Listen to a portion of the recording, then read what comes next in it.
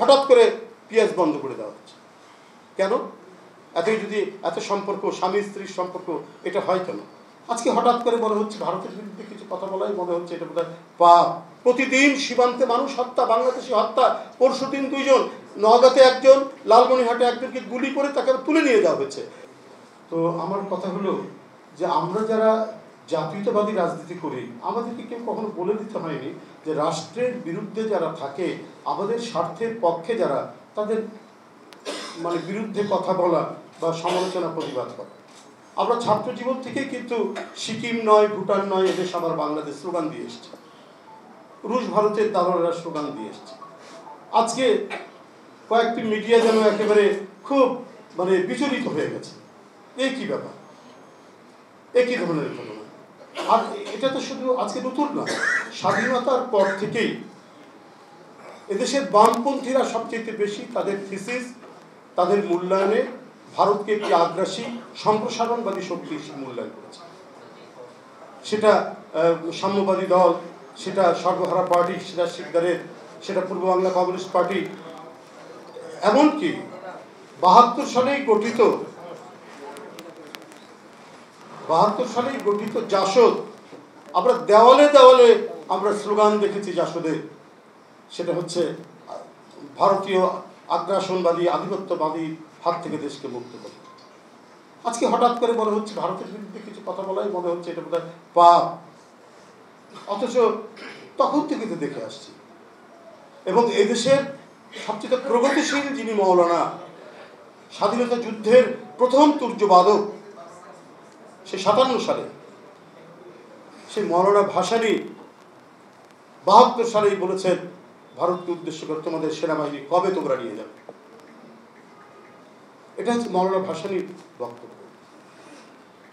তারপরে আমরা কি দেখেছি, কেন আমরা অনেক বিষয়ে সমালোচনা করি।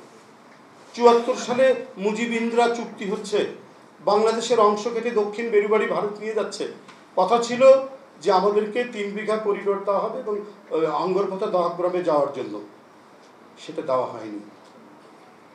35 বছর, 40 বছর সেটা দেওয়া হয়নি। এখনো কিন্তু দেওয়া হয়নি। 24 ঘন্টা যাতায়াত করতে পারবে, কিন্তু আইনগতভাবে যেটা দেওয়া সেটা কিন্তু এখনো দেওয়া হয়নি, কারণ ভারতের পার্লামেন্ট এটা বন্ধ করে রেখেছে। অথচ ওই চুক্তির প্রথম শর্তই হচ্ছে যেদিন মুজিব-ইন্দিরা চুক্তি হয়েছে সেদিন থেকেই দক্ষিণ বেরুবাড়ি ভারতের অংশ হিসাবে গণ্য হবে। তাই হয়েছে। কিন্তু এর বদলে যে আমাদের যে প্রাপ্য, সেই প্রাপ্যটা কিন্তু দেওয়া হয়নি, ভারতের পার্লামেন্ট বন্ধ করে রেখেছে। তো এইটার জন্য আমরা কি প্রতিবাদ করতে পারি না? প্রতিদিন সীমান্তে মানুষ হত্যা, বাংলাদেশি হত্যা। পরশুদিন 2 জন, নওগাঁতে 1 জন, লালমনিরহাটে 1 জনকে গুলি করে তাকে তুলে নিয়ে যাওয়া হয়েছে। এর বিরুদ্ধে আমরা প্রতিবাদ করতে পারবো না? এটা আমাদের ন্যাশনাল ইন্টারেস্টের বাইরে যাচ্ছে না? আজকে এই গুম খুনের পরিবার বলছেন, এই গুম খুনের পরিবার, আজকে ইলিয়াস আলী গুম কিসের জন্য এটা কি আমরা জানি না? মানুষ তো বলে টিপাইমুখ বাঁধের তার যে শক্ত অবস্থান, টিপাইমুখ বাঁধ যেটা ইন্ডিয়া দিতে চাচ্ছিল, তার প্রতিবাদে সে যে লং মার্চ করেছিল, তারপর থেকে সে টার্গেটে পরিণত হয়েছে। আজকে আমাদের স্ট্যান্ডিং কমিটির মেম্বার সালাউদ্দিন, সে একজন ক্যাডার সার্ভিসের ম্যাজিস্ট্রেট ছিল, সে এমপি ছিল কয়েকবার, সে মন্ত্রী ছিল, তারপরে সে নাই হয়ে গেল, গুম হয়ে গেল, চলে গেল আরেকটি দেশে।